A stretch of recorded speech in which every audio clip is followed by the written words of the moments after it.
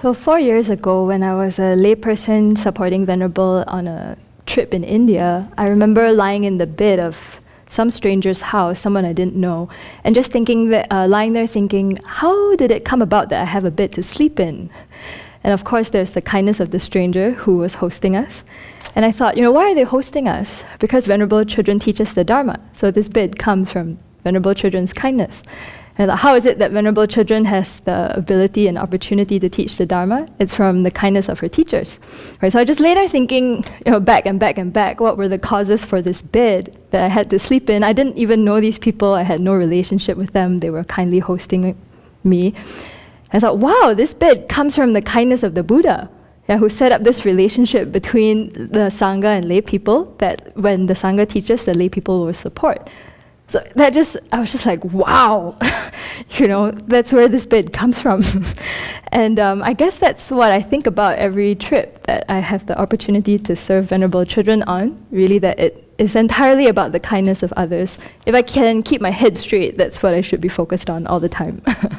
So just to continue on from yesterday's reflection on our travels in Asia, the 6-week trip. After our time in Taiwan, Venerable went back to Singapore. Annually, she goes there to teach because she has a very long connection with students there. She's been there more than 30 years now, I would say, and it's very beautiful just to connect again and again and to see how she's been guiding people throughout their entire life. People who she taught in community college now have children and she guides their children. Also, she has friends who are aging and preparing to die, so to watch her give their children advice on how to help their parents to die. So this teacher will follow you not just for this life, but all future lives to come, if you can stay connected. What was very moving too was to see the book launch of Good Karma. They found sponsors for 210 copies of the book to be given out through free distribution. I think Venerable signed 190 books in 30 minutes. All these people who came for the book launch. Yes, she had to work hard, but it was for a good purpose. Hopefully all these people will read the book within a year, as promised.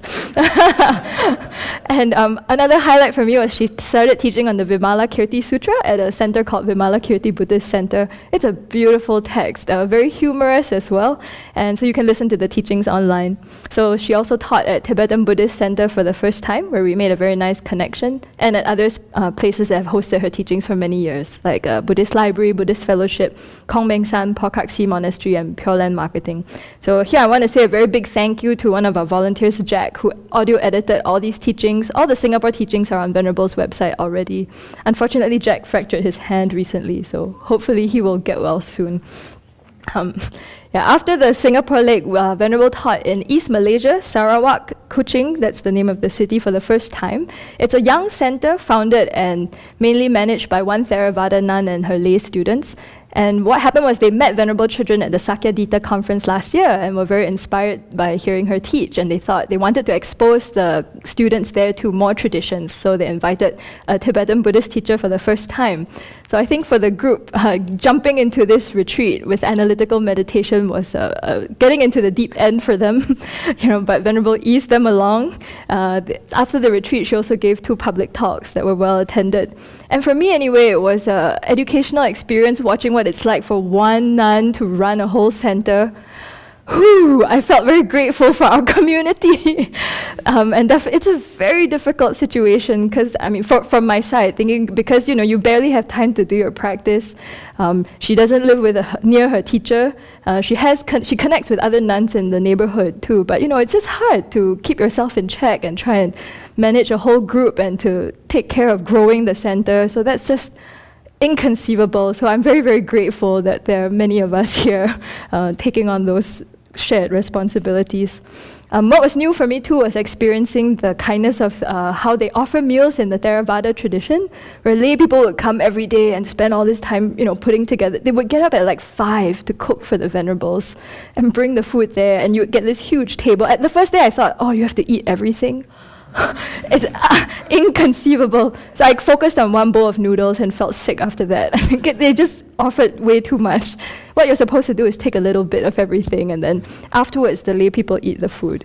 So I was just surprised by that kind of hierarchy as well, which is quite different from our tradition. But just the sincerity, they would come and they want to make sure you touch the table where the food is, and they'll touch it and kneel down and make a formal offering. And that was an educational experience for me. And we also had a little bit of time to visit some museums. So we went to the National History Museum and the Chinese Museum. And I won't go more into this, but Sarawak has a very interesting history that you can look up on Wikipedia.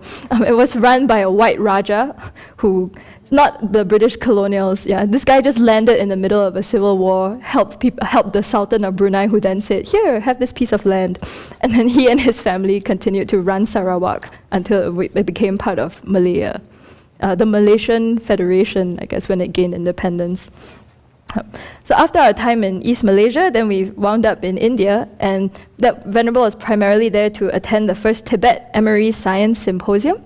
It was organized by Emory University in collaboration with Drebong Loseling Center and Monastery.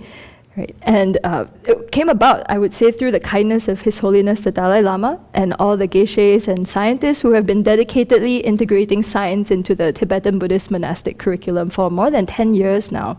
So it was a very rich dialogue. The scientists who came were people who were familiar with the community. Many of them go every year to teach. This is like of their own volition.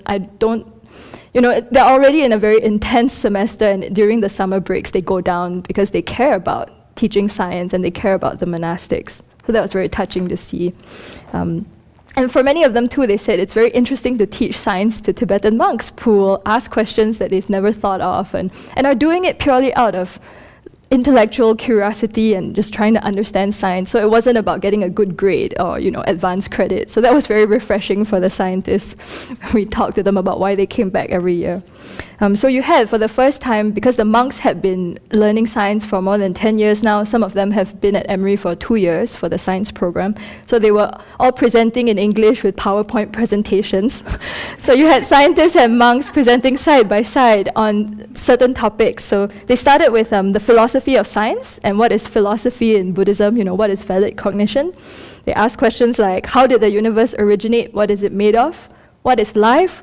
What is consciousness? What is the relationship between mind and body? And it ended with a very nice panel on values in education. Why do values matter in education?